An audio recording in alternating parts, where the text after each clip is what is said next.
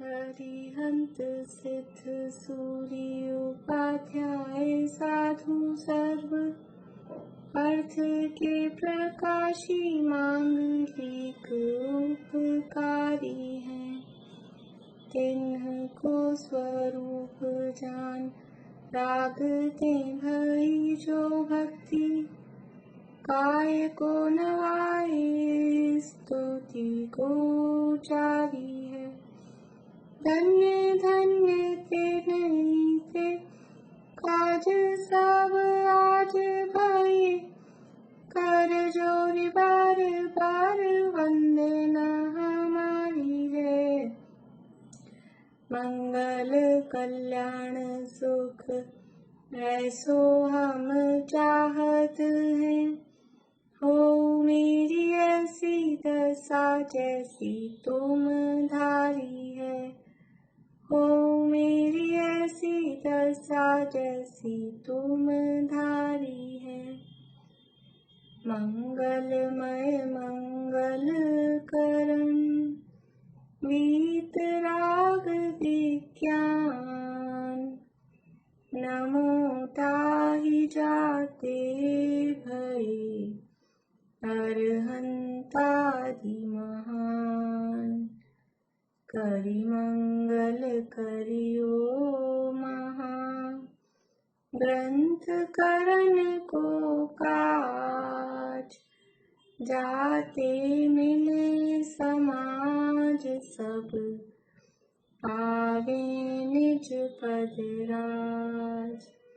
इस भव तरु का मूल एक जानहु मिथ्या भाव। ताको करि निर्मूल अब करिए मोक्ष उपाय। करिए मोक्ष उपाय।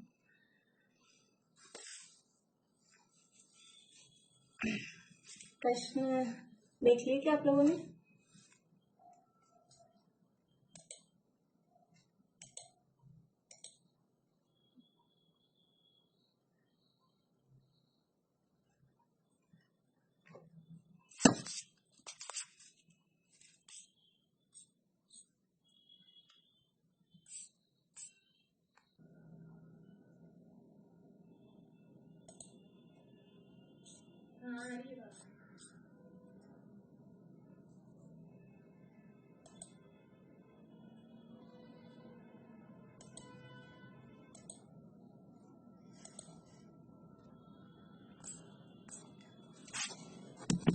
प्रश्न देख ले। देखिए 71 नंबर का क्वेश्चन है। द्रव्यादि के विचार करने योग्य है या नहीं?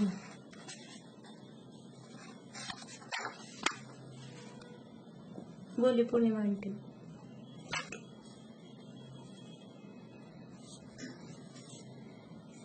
द्रव्यादि के विचार करने योग्य हैं, मगर यह है द्रव्यादि के और अनुष्ठानादि के विचार को विकल्प ठहराता है। तो विकल्प तो है, परंतु निर्विकल्प उपयोग न रहे तब इन विकल्पों को न करे। जो अन्य विकल्प होते हैं तो वे तो बहुत रागादि गर्भित होते हैं तथा निर्विकल्प दशा सदा रहती नहीं है, क्योंकि छठमठ का उपयोग एक रूप उत्कर्ष रहे तो अंतर्भूत रहता है। इस कारण द्रव्यादि के विकल्प करना योग्य है। बढ़िया, बहुत अच्छा, बहुत बढ़िया। क्या आत्म स्वरूप ही का चिंतन अनेक प्रकार से किया जा सकता है? बोलिए मृदुला जी, बोलिए। अनम्यूट कर लीजिए।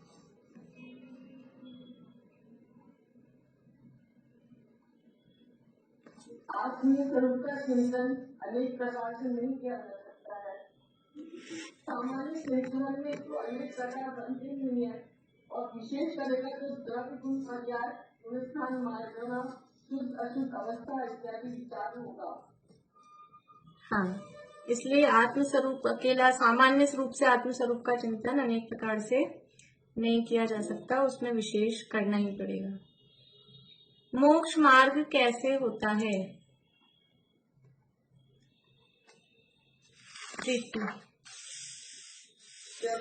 नंबर क्या है? पेज नंबर बनता है अभी 202।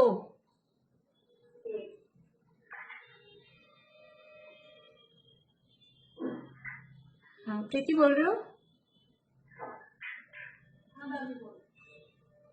मोक्ष मार्ग आत्मज्ञान से तो होता ही है, लेकिन इसके अलावा 7 तत्वों का शतमान ज्ञान होने से और रागादि दूर होने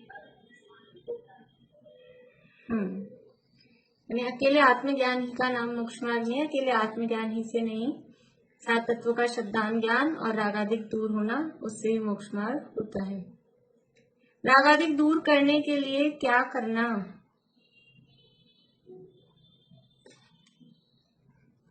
निशान की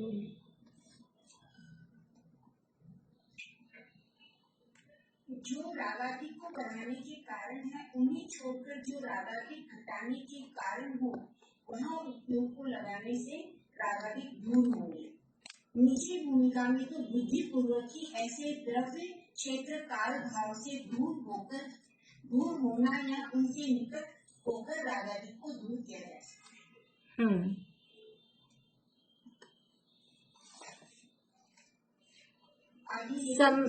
द्रव्यादिक और गुणस्थानादिक के विचार आदि भी रागादिक घटाने के कारण हो सकते। हाँ ठीक है, जो मतलब रागादिक बढ़ाने के कारण है हमें छोड़कर जो घटाने के कारण है वहाँ उपयोग लगाए। तो जो ये सारे विचार हैं द्रव्यादिक के गुणस्थान आदि के, रागादिक घटाने के ही कारण है, इसलिए इनसे रागादिक घटते हैं। सम्यक दर्शन की प्राप्ति के लिए तथा सम्यक दृष्टि होने के बाद भी द्रव्यादिक का विचार कैसे कार्यकारी है?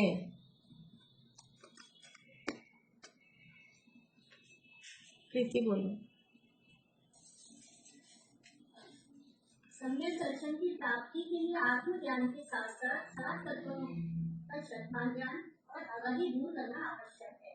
इसलिए इन 7 तत्वों को विशेष जानने के लिए जीव अतीत के विशेष और कर्म के आश्रम बंध आदि विशेष जानना योग्य है, तथा सम्यक दर्शन की प्राप्ति होने के पश्चात भी रागादि को दूर करने के लिए रागादि घटाने की आत्मा को छोड़कर द्रव्य आदि के विचार जो कि रागादि को घटाने के कारण है, उनमें उपयोग लगाना कार्यकारी। बहुत बढ़िया। दोनों जो पैराग्राफ हैं 202 पेज पे, पहला और दूसरा पैराग्राफ, उन दोनों में से इसको आंसर अपने को देखना है। त्रिलोक आदि कर्म की अवस्थाओं आदि के विचार से रागादि कैसे घटते हैं? सुनीता आंटी बोलिए।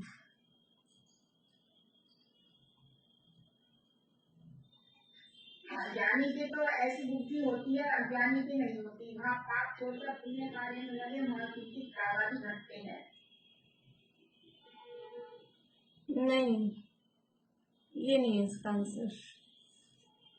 निशा आंटी बोलिए।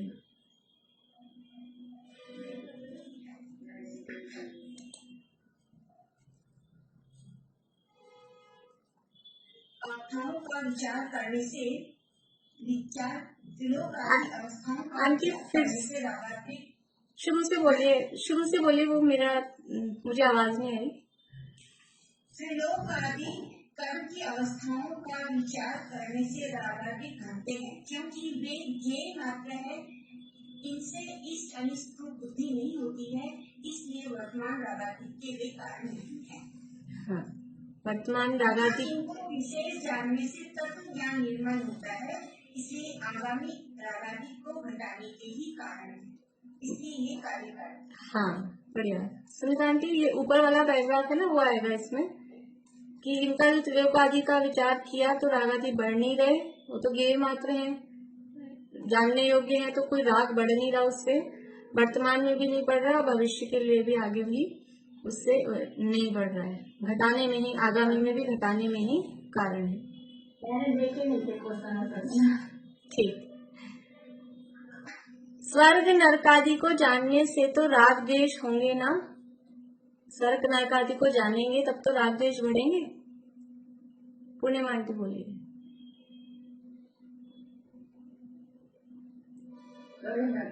जानने से ज्ञानी जीवन को तो राग द्वेष होते नहीं है, क्योंकि ज्ञानी की तो ऐसी बुद्धि होती नहीं है, अज्ञानी को होती है, पाप छोड़कर पुण्य कार्य में लगती है, अतः किंचित रागादि घटते ही नहीं। बहुत बढ़िया, वहां भी रागादि घटते ही हैं, बढ़ते नहीं हैं। प्रयोजनभूत थोड़ा ही जानना कार्यकारी है, अतः ज्यादा क्यों जाने। ज्योति जी। जो जीव अन्य बहुत जानते हैं और प्रयोजनभूत को नहीं जानते, अथवा जिनकी बहुत जानने की शक्ति नहीं है, उन्हें यह उपदेश किया है। तथा जिसकी बहुत जानने की शक्ति हो, उससे तो यह नहीं कहना कि बहुत जानने से बुरा। इसलिए जानने का उतना प्रयोजन निर्मल होगा, और सामान्य जानने से विशेष जानना वो तो बलवान ही होता है। इसलिए ऐसा नहीं है कि बहुत क्यों जाने, जानना नुकसान का कारण नहीं। बढ़िया। मोक्ष मार्गी होने पर तो डैश से उल्टी परिणति चाहिए।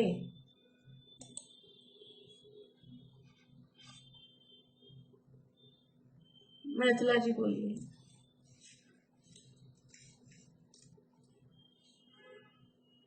अनम्यूट करिए आप।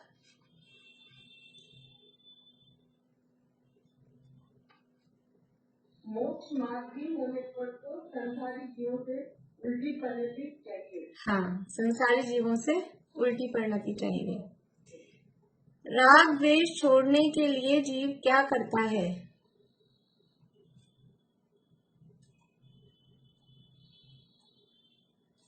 बोलो प्रीति।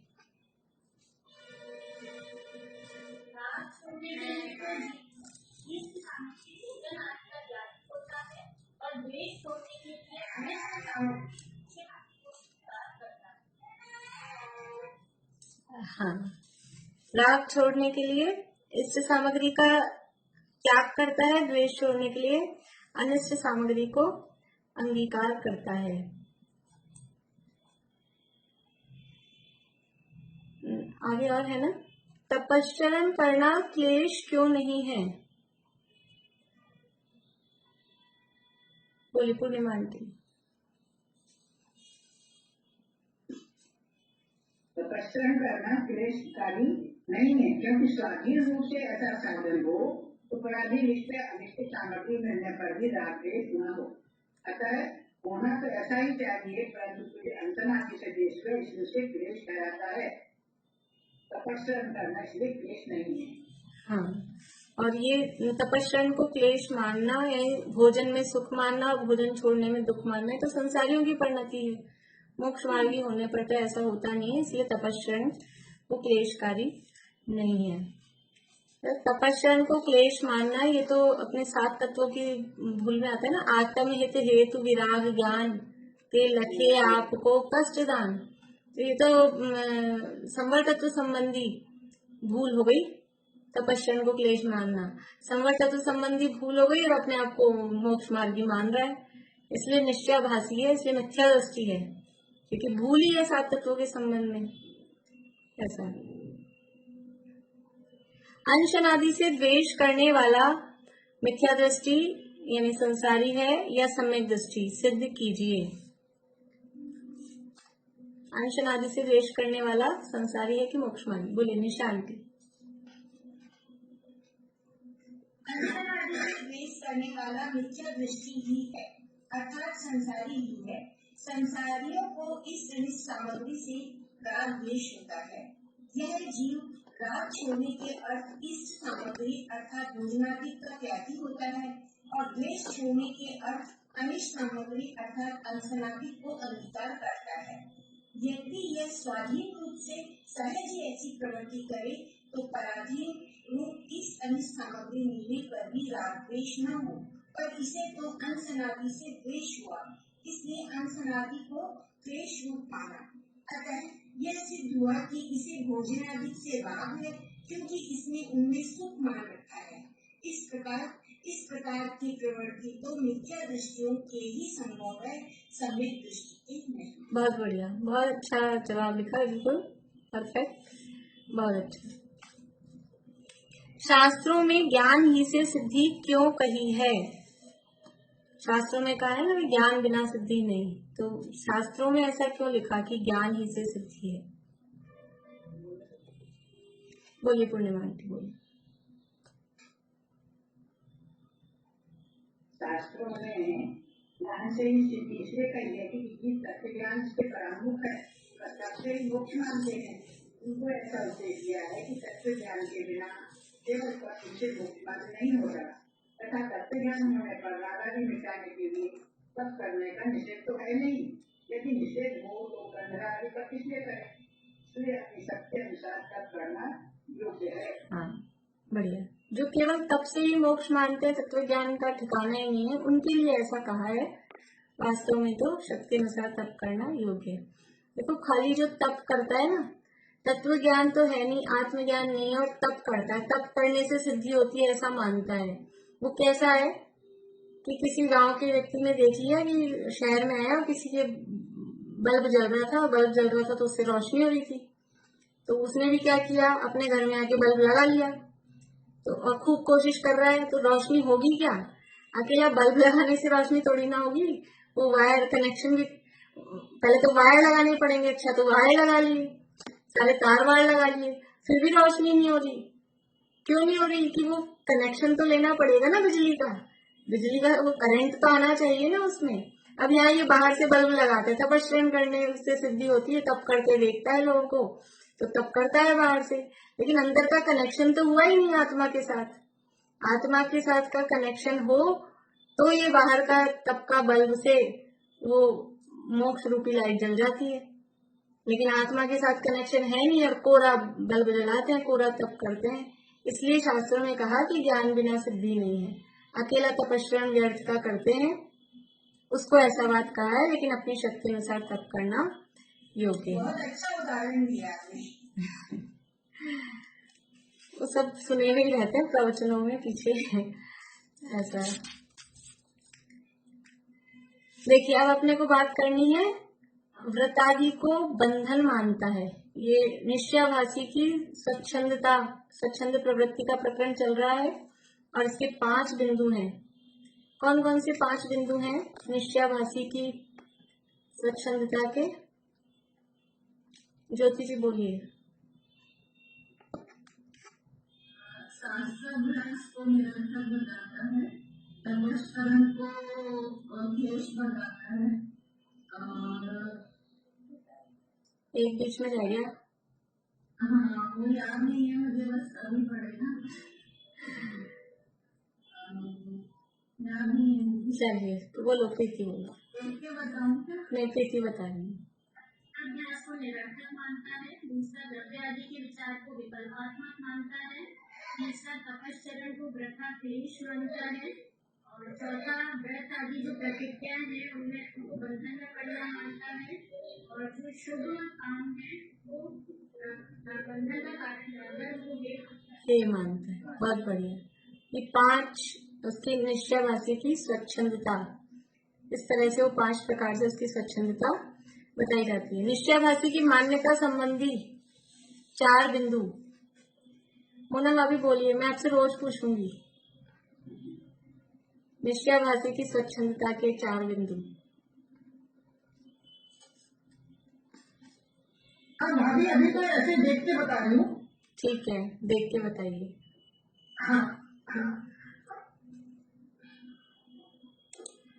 वो अपने आप को सिर्फ सम्मान मानता है,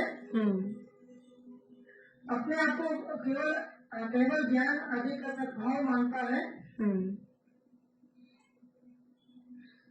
और रागादि भाव अपने रागादि भाव को प्रत्यक्ष करने पर भी भ्रम से आत्मा को रागादि रहित मानता है। और चौथा पॉइंट है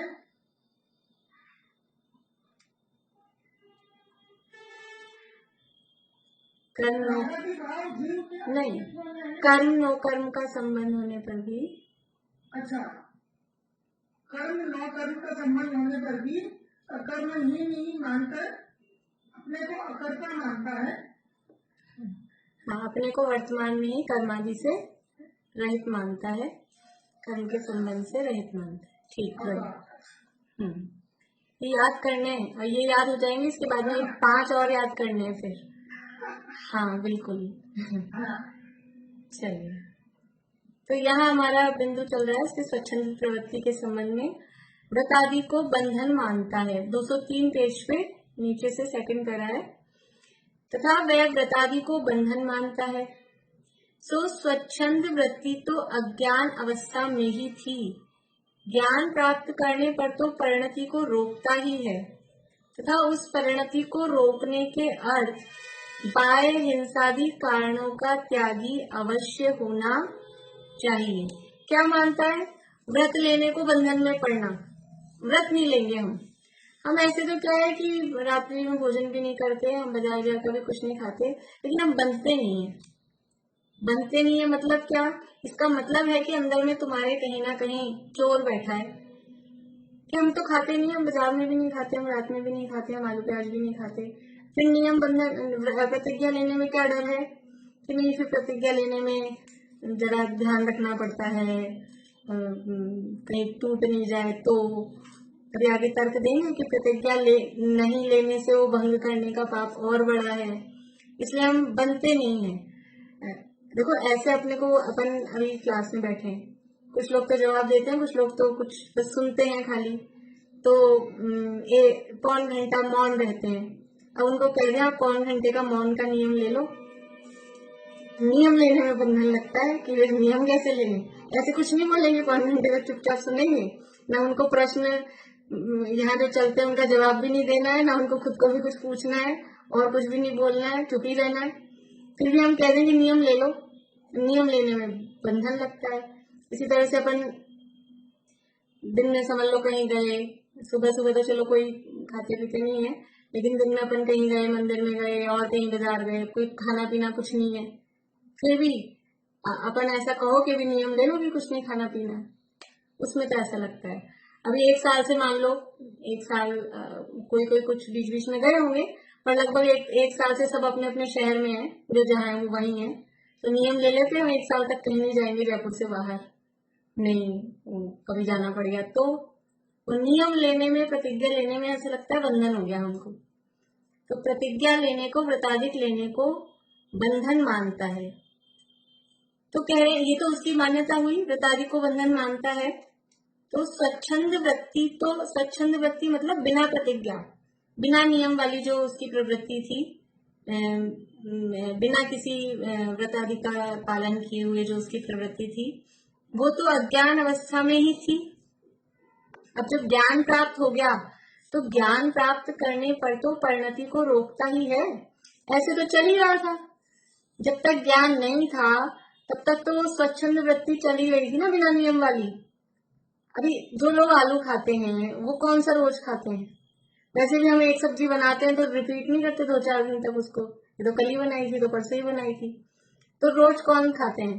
अगर उनसे कहा जाए ऐसा ही नियम ले लो कि आज खा लिया 3 दिन नहीं खाएंगे, तो वो भी नहीं होता है। तो ये तो स्वच्छंद वृत्ति तो बिना प्रतिज्ञा की चली रही थी।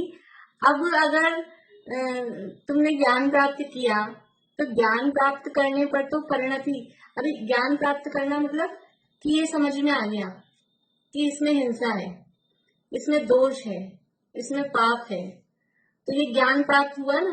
अभी ज्ञान प्राप्त होने पर भी अगर तुमने उस काम को नहीं रोका तो उस ज्ञान का क्या फल हुआ? ज्ञान का मतलब तो ये है ना कि जो किसी चीज का ज्ञान हुआ तो जो कुछ गलत हो रहा था उसमें सुधार किया जाए।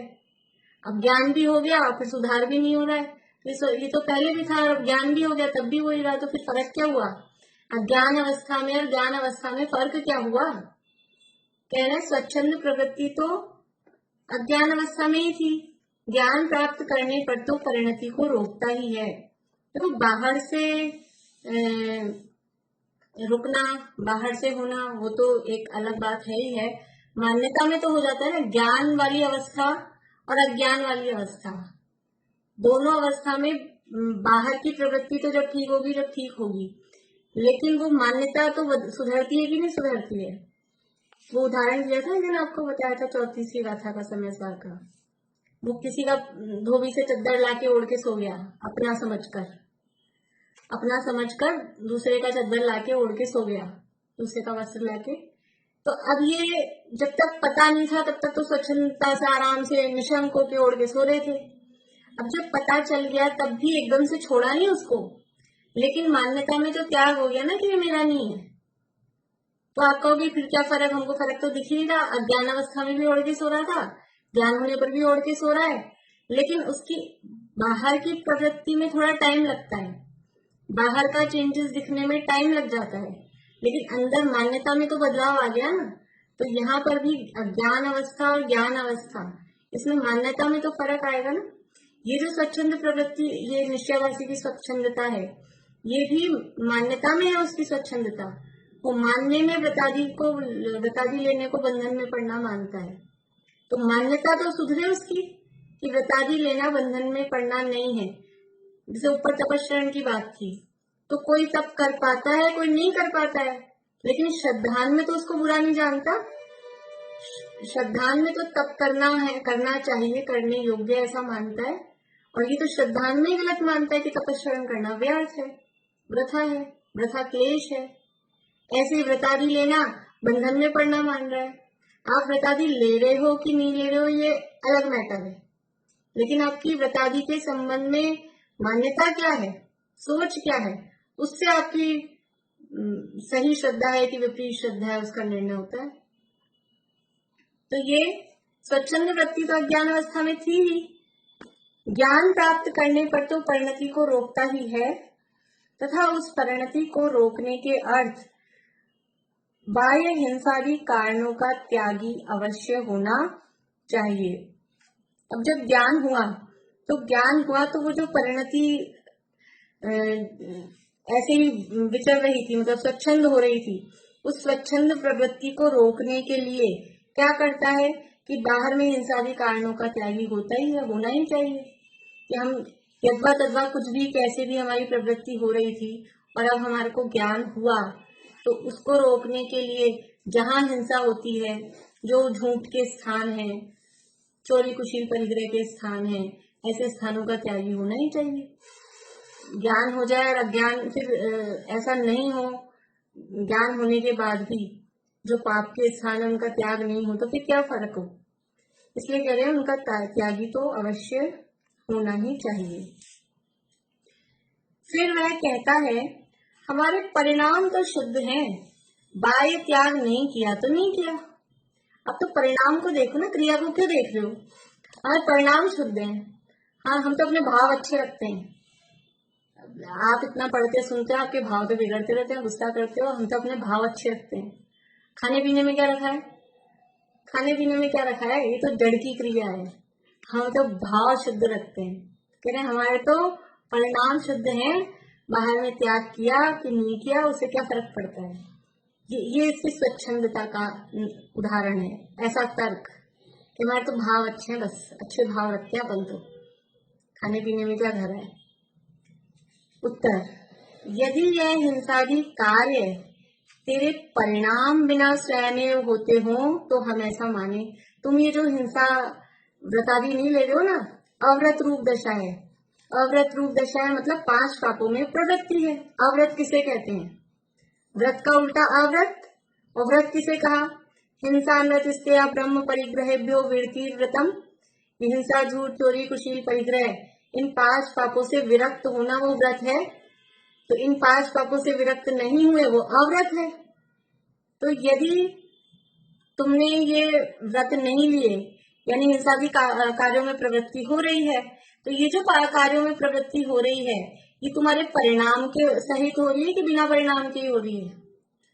व्रत तो लिए नहीं है, तो बाहर में 5 पाप चल रहे हैं कि नहीं चल रहे हैं, चल रहे हैं। तो ये जो 5 पाप बाहर में चल रहे हैं वो तुम्हारे परिणाम पूर्वक हो रहे हैं कि बिना ही परिणाम के हो रहे हैं। ये जो बाहर में क्रिया हो रही है ना, एक उदाहरण में अपन ले लो, ये रात्रि भोजन की क्रिया हो रही है कि आलू खाने की क्रिया हो रही है, मोटा सा स्थूल सा उदाहरण है। तो ये अब तुम्हारे परिणाम से हो रही कि बिना ही परिणाम के तुम आलू खा रहे हो।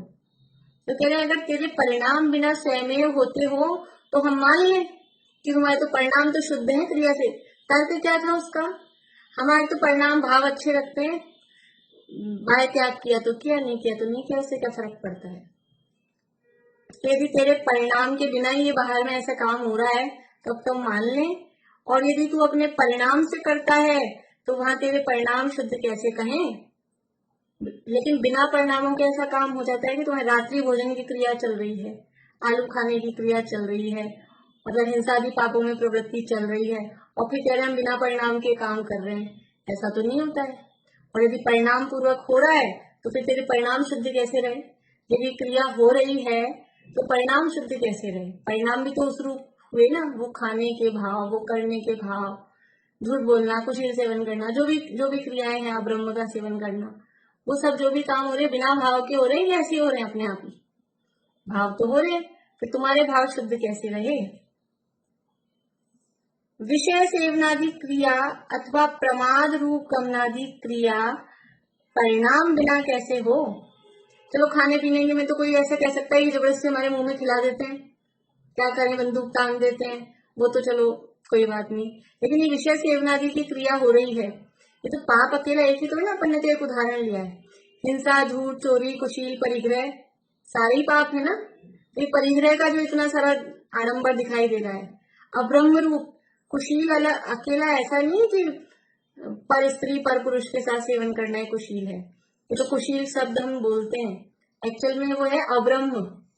अब्रह्म का मतलब है कि स्व स्त्री के साथ भी भोग किया तो वो अब्रह्म की दशा, तो अब्रह्म की है ना, ब्रह्मचर्य से तो नहीं रहा ना।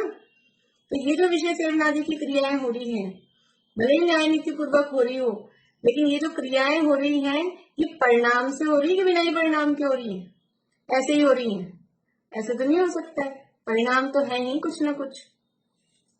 प्रमाद रूप गमनादि क्रिया ऐसे ही चल रहे हैं बिना देखे, ये जो क्रियाएं हो रही हैं, चलना फिरना, उठना बैठना, खाना पीना, ये सारी जो क्रियाएं हो रही हैं, इसमें यत्नाचार की प्रवृत्ति, सावधानी पूर्वक प्रवृत्ति कहाँ हो रही है?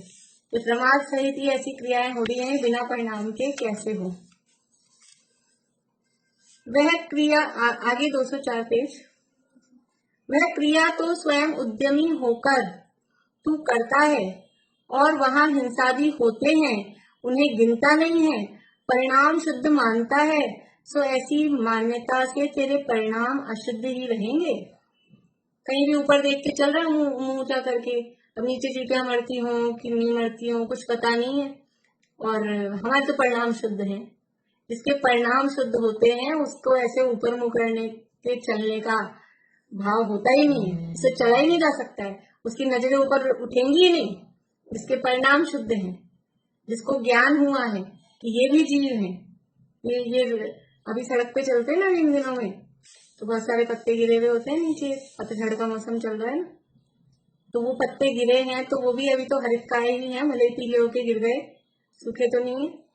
अब बिना देखे चले, किनारे पे तो वो पत्ते गिरे हुए होते हैं, तो उन पे चढ़ चढ़ के चल रहे हैं, पेड़ की पत्तियां गिरी हुई हैं।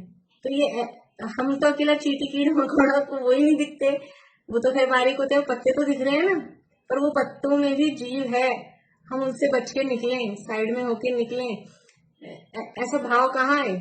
और जिसको ज्ञान होगा वो नहीं रखेगा पाँव, वो साइड में होके निकलेगा। गुरुदेव जी का उदाहरण आता है कि वो नीम के फूल गिरे हुए रहते थे और कोई बिना देखे चलता था, तो बोले कहाँ पाँव रख रहा है, तेरे अनंत भावों के अनंत माता पिता है इनमें, एक नीम के फूल में छोटे छोटे से फूल गिरे रहते हैं। तो ये मतलब ये जो तुम कर रहे हो, अगर तुम्हारे परिणाम शुद्ध हैं तो ये क्रियाएं नहीं होंगी, और ये क्रियाएं हो रही हैं इसका मतलब है कि परिणाम शुद्ध नहीं है। क्योंकि कुछ क्रियाएं ऐसी होती हैं जो बिना परिणाम की होती हैं, अदरवाइज 99% जितनी क्रियाएं हैं वो परिणाम पूर्वक ही होती हैं। केवली भगवान के वचन योग है, उनकी जो वाणी खिड़ती है वो बिना परिणाम के हो रही है, उनका जो गमन हो रहा है वो उनके बिना परिणाम के हो रहा है, उनकी इच्छा नहीं है, बिना इच्छा के हो रहा है। पर संसारी जीवों के छद्मस्तों की जो ये क्रियाएं होती हैं, चलना फिरना, उठना बैठना, खाना पीना, बोलना, वो बिना इच्छा के नहीं होता है। वो इच्छा मतलब वो परिणाम उसमें जुड़े हुए ही हैं, और जितना राग है उस हिसाब से वैसी क्रिया होती है।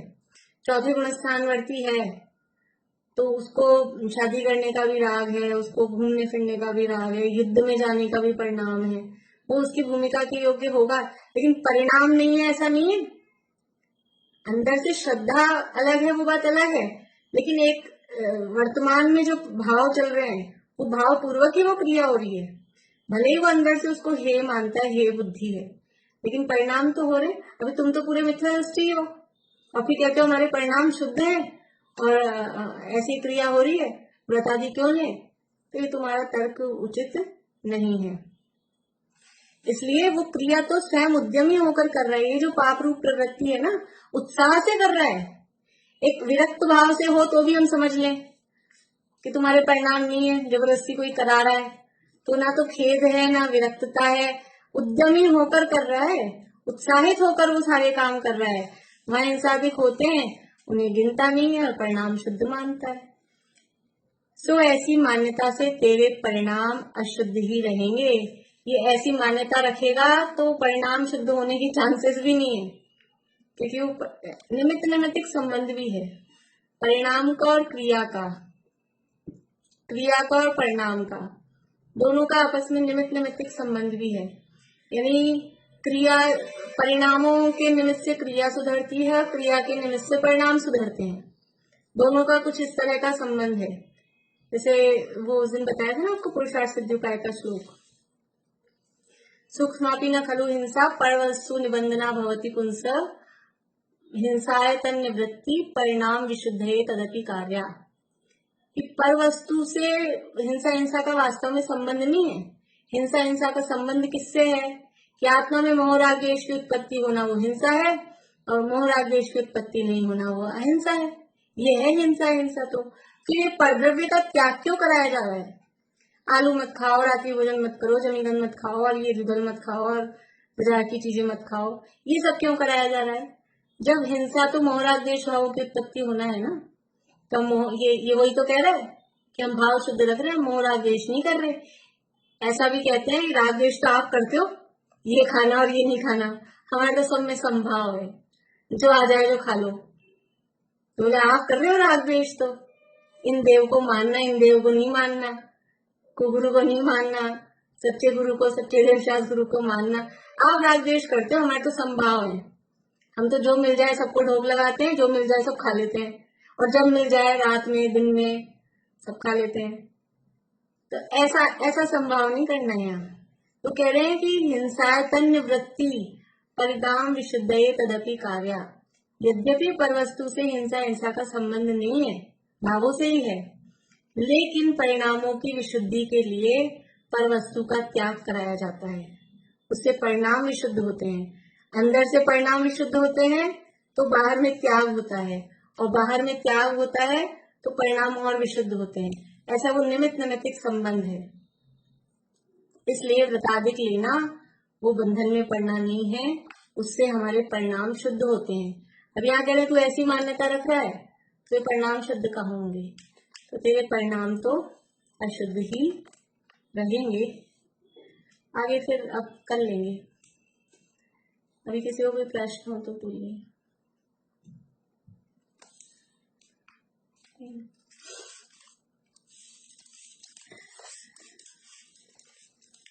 पहले परिणाम होंगे या पहले क्रिया होगी?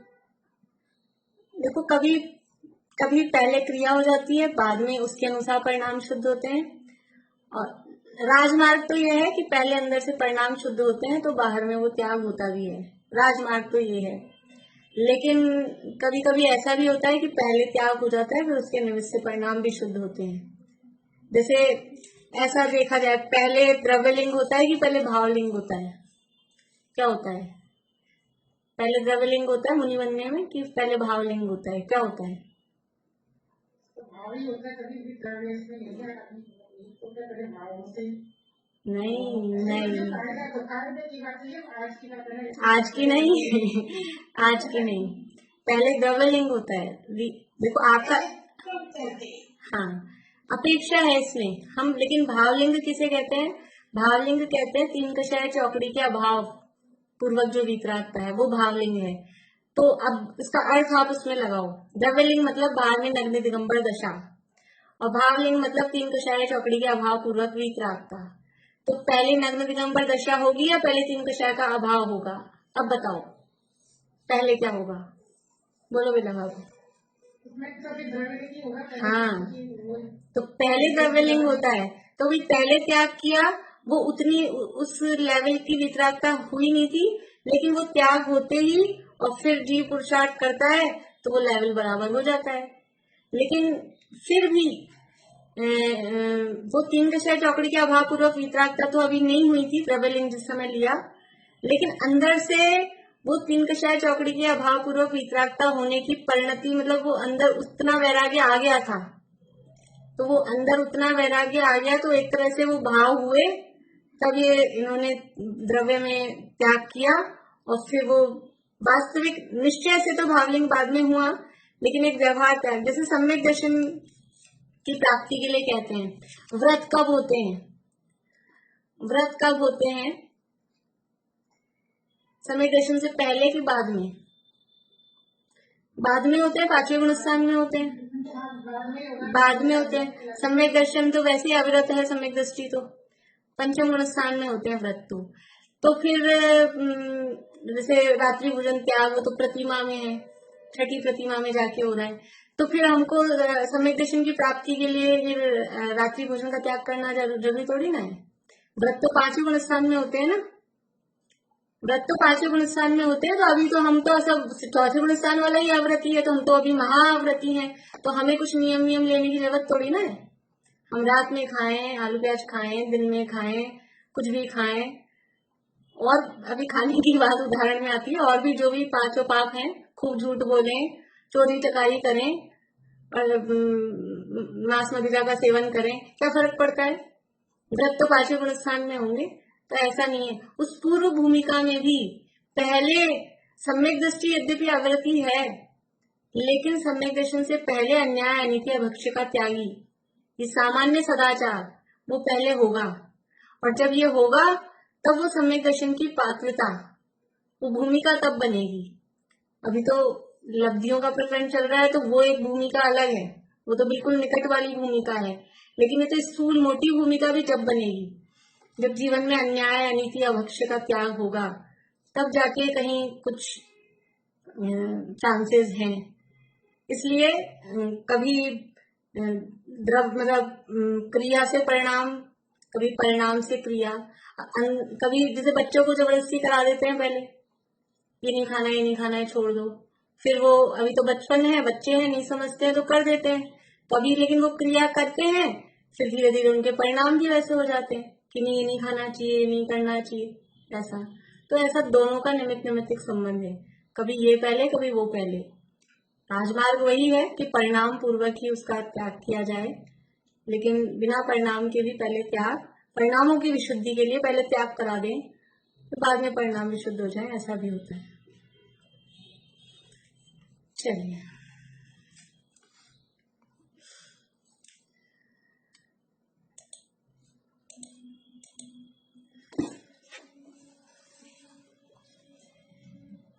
हे धर्म जिन सद धर्ममय सत धर्म के आधार हो, भव भूमि का परित्याग कर जिन भव जलधि के पार हो, आराधना आराध कर आराधना के सार हो, धर्मात्मा परमात्मा तुम धर्म के अवतार हो।